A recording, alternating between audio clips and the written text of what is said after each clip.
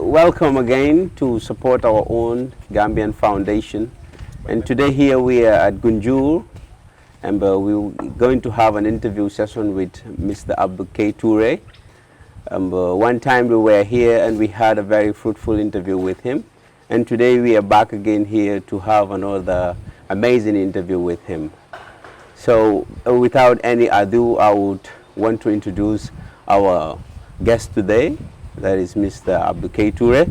Mr. Abdul K. Toure, this is Bakari Konate from Support Our Own Gambian Foundation. Thank you. It's a pleasure having you here, and I would allow you to introduce yourself.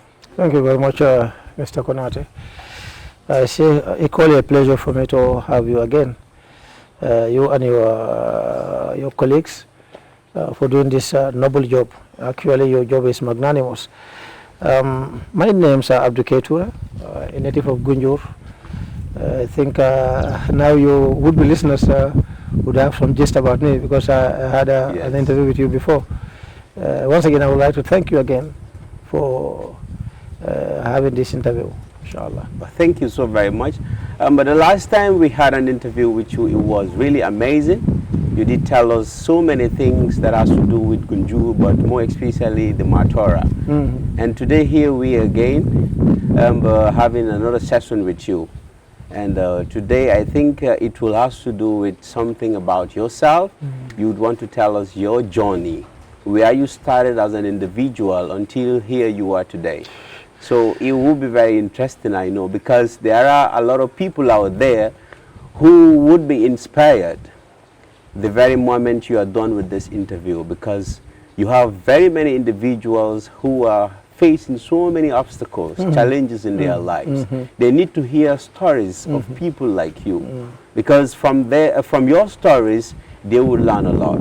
So this is why we believe this is going to be one of the most interesting interviews, very inspiring and motivating. So, Mr. Abdul K. Toure, that is the criteria here, and that is the floor for you. Thank you very much. Thank you. Once again, I would like to thank you for that wonderful foresight. I think life in general is not just a mere phenomenon. No, you know, God would give us trials and tribulations in life so as to, teach others, and then also give hope to those who might be hopeless in certain situations. Yes, I think I went a lot. Even at childhood, I went a lot. I went through a lot.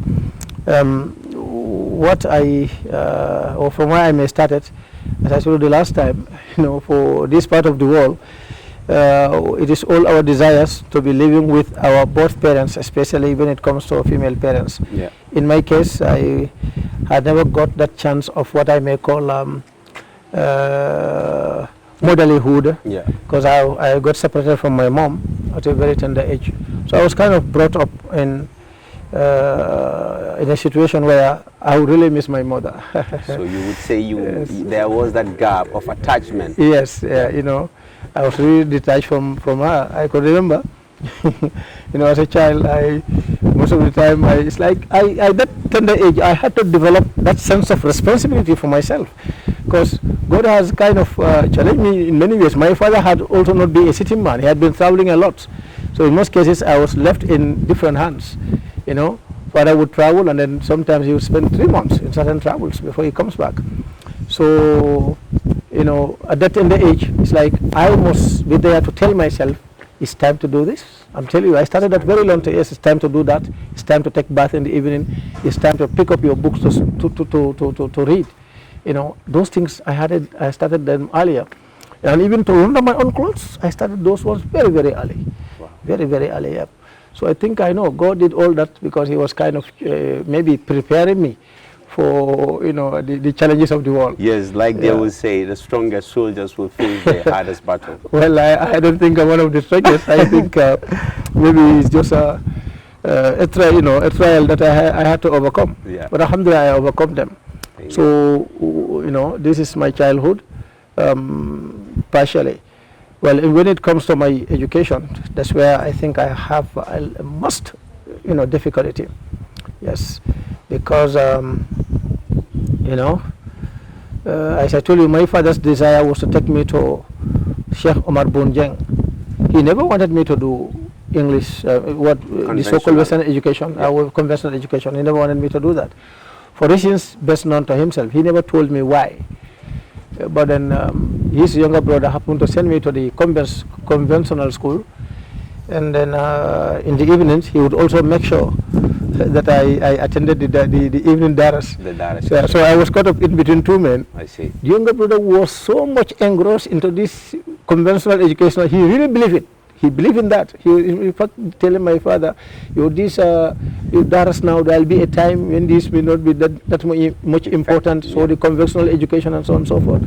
So it's like I had a difficulty in dodging away from school. Whenever I want to dodge from the daras, then I had to avoid my dad. Because for him, he doesn't care whether I go to English school or not. No. But for the daras, you must go.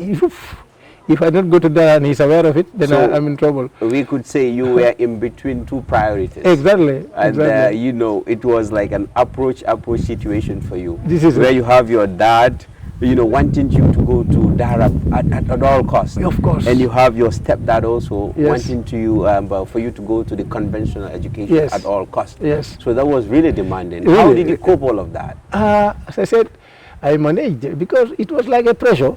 But naturally, I like to learn new things from childhood. This is why I have never been good at issues like playing football. No.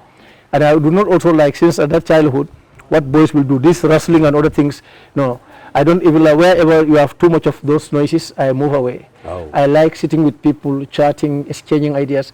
And this is why I started asking questions that can send elders into trouble at a very tender age. I can tell you this. My late uncle, the Imam Ratib of Gunjur, Alai Kausture, I would ask him certain questions, you know, and sometimes he would send me packing. Wow. Yeah, because he thinks those questions are too much. He will tell me, so he will send me packing, you know. So it was actually demanding. But as I said, my father's younger brother too never gave me a chance when it comes to the English aspect. So when I want to dodge from English school, I can be with my dad. He doesn't care about that. He doesn't. But I have to avoid the younger brother too. Yeah. So this way, I've been going to the English schools in the morning, and then in the evenings after the Maghrib prayer, I will also attend the Quranic schools. So that's way. You know, by the time I reached grade 4, I could remember, this was in 1988, the last time I told you 89, I think it was 1980 actually, when I conquered the Quran.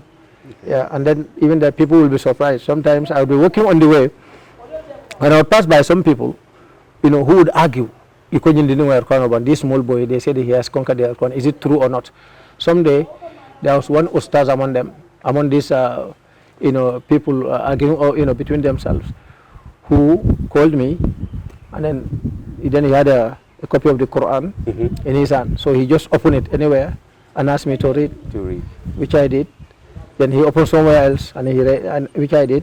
And a third person, he told them he could not only read it, but he reads it with eloquence. With eloquence. And he said, if I want to repeat his direct word, he said he reads it perfectly well. Wow. Yes, he said that was yes, so we would really be interested also to know during your school days, how was it for you? Because you were talking about going to Dara and English school. How was it for you in terms of, you know, performance? Because imagine going to two, you know, school systems that are of almost different, you know, syllables and all that. How did you manage to perform in both schools? How did you do that? Yes, as I said, I was always on my toes. You know, I like reading, so it was never a problem for me. But that tender age, I could not really recall anything as a difficulty for me. I was just doing it.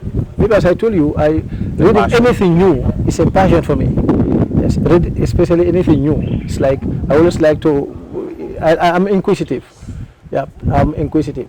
You know, anytime you see me dodging from school, maybe I may be carried by a certain event. But other than that, I like attending the Dara. I like attending the English school too. Yeah. So it wasn't that much a difficulty. So we could say passion was your strength. The passion and inquisitiveness. And, yeah, you were inquisitive. Very inquisitive. But it is also important to tell us some of the very challenging moments you had during those times. What were some of the very challenging moments? Yes. Yes.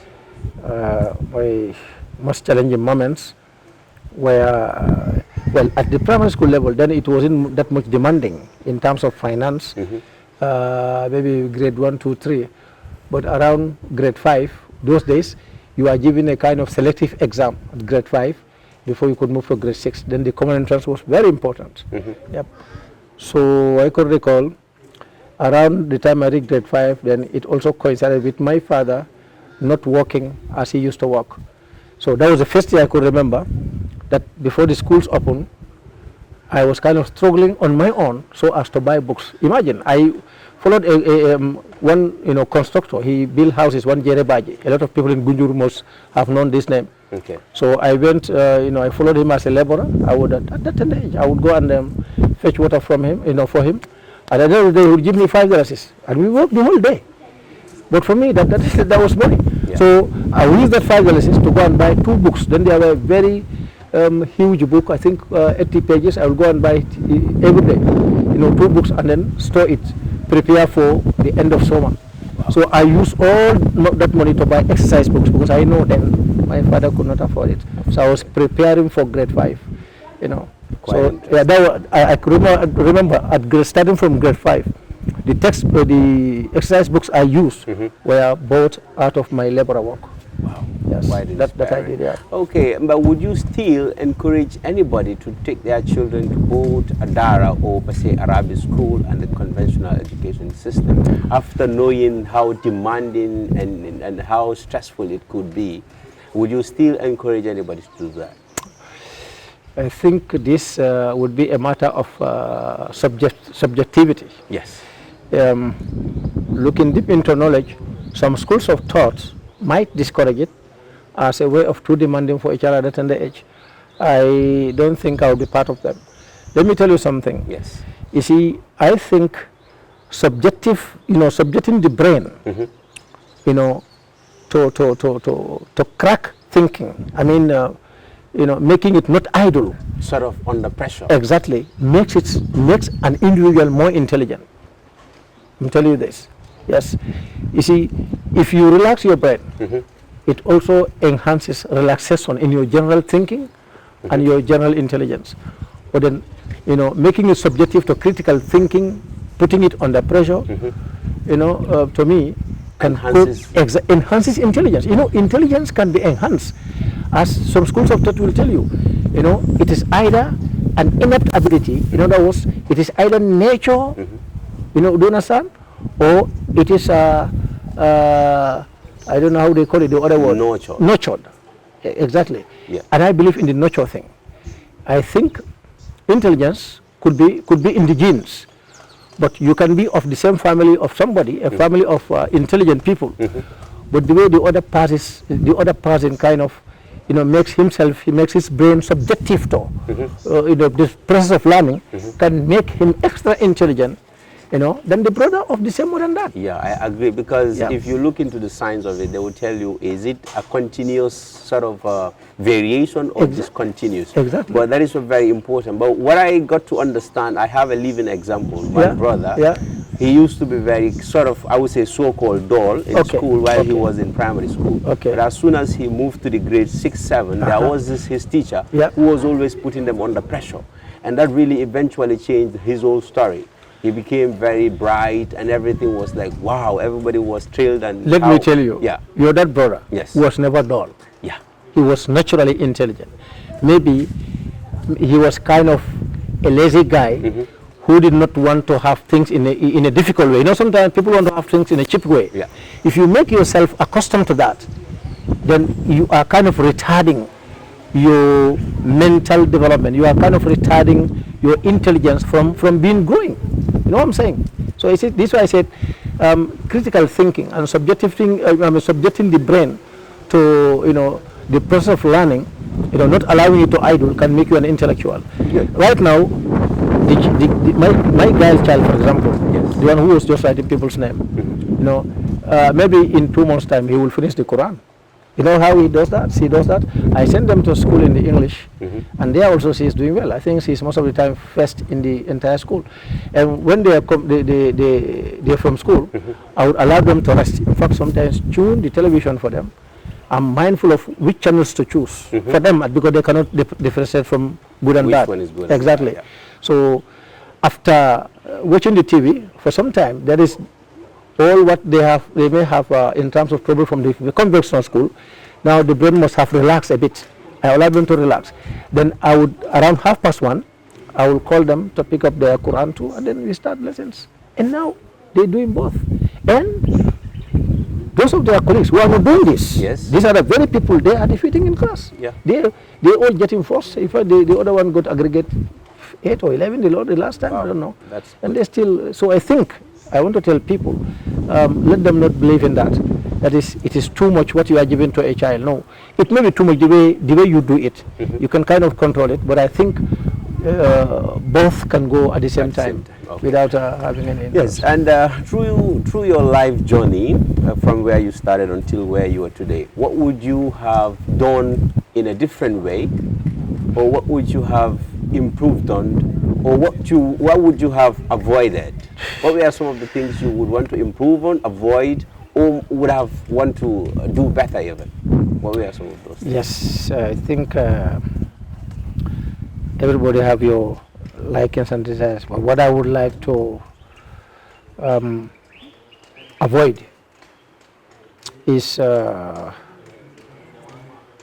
once sitting, chatting, maybe the few periods I ever spent in those booths, not reading or not doing in anything progressive. These are the things. You would have. Yes, I would have regretted, and this is why I don't give such a chance to my children. I think that's a mistake. Let me tell you, if we are not helped, if God is not on your side, a lot of people would have got into mess by those booths and theaters. Peer influence. Peer influence. A lot of people will smoke cannabis or will do a lot of things. You know, it's not in any way connected to their families. They pick them from those booths, and from those peer influences. You know, Alhamdulillah, we are very. I was lucky enough. At some point, I smoked cigarette. I think somebody asked me to smoke it, and I did it. But I never become a smoker. You never. But I think that is a very rare case. I have seen a lot of people who have been my friends at childhood. Some of them are now in fact smoking marijuana, and before it was never part of them.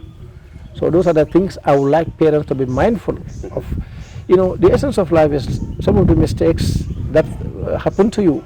You should not allow the same mistakes to happen to your children. It means you're not going anywhere. You have gone through them, you know, as a form of experience. So that should teach you that this is something that I should work on so that my children do not follow into such traps as happened to me. Indeed, indeed. Yeah. And now to wrap it up, this will bring us to the last part of the interview session. But what words of wisdom do you have for the general public out there? Because we have a lot of people who are going through a lot. They would want to be inspired. They would want to be motivated so that they would not give up on themselves. What do you have for them? Thank you very much. In the first place, let them believe in Allah. Let them believe in the Lord. Let them know that He is always in control and had been always in control. He has never lost control of this world, even a second. So, believe in Him and have determination. In prior to determination, have a target. The most important thing in life is to have a target, something that you want to achieve. Yes. This is very important. Yes, as I told you, my friends, maybe they've been hearing me, like Abdullah Manja in the UK now. Yes. I've been telling my friends, even at that tender age, I never wanted to be famous with wealth. I've been telling my friends. But with knowledge. Yeah, but with knowledge. So knowledge has always been my target. You know, even then I might not know what actually is knowledge. Knowledge, yes. But that's my target. And this is why, even after dropping from grade 9, I never deterred. I was never kind of demoralized to say, since I'm part of the, I'm not part of the system, let me go to look for something else. Yeah. I've been doing other things, but then reading, researches has been my exactly. So first thing, let them believe in Allah. Yes. Let them have determination towards their goal. Okay, and all this can be supported with prayers and good intentions. Yes, have good intentions for the human beings wherever you are. Have good intentions for the creation of Allah wherever you are. Yes. Inshallah, Allah will have intentions for you. A lot of people are also having a lot of troubles in their lives. They think somebody has taken them to a marabu. No. If you don't have good intention for people, where do you expect to have it? No way. This is happening now. I should not think that it's only Mr. Ture who should triumph. And this is happening a lot in our lives, even in our school system, this academic jealousy, in our offices. You think, this boy, when has he come here? No. Things are, whether you like it or not, our lives are predestined by Allah. And different from each other. Exactly. I may meet you in an office, but probably you are never designed by Allah to be an overall leader. Some people are leaders. To be honest. You have born leaders. Wherever they are leaders. I told you the last time that Koretas are leaders. So Njata was a leader. He was not the eldest son of his father, but he was a leader. This is why he was the one designed to kind of throne. Exactly. I mean, to bring the throne back to Manding. And this is why he was Ketal, as I told you. Yeah. So people must believe in such things. Do not always look at yourself as you should be the main man. They should only talk about you, and nobody else's name should be mentioned. He met me here. No. Things like Muhammad met people in this world. People as old as Abdul Muttalib, his grandfather. But he was the one sent. To be honest. And Mr. Abdul Kaitoure, I think this will bring us to the end of the interview. Okay. It's a pleasure having you. And thank you very much. Thank you. Really appreciate this time. Thank you very much.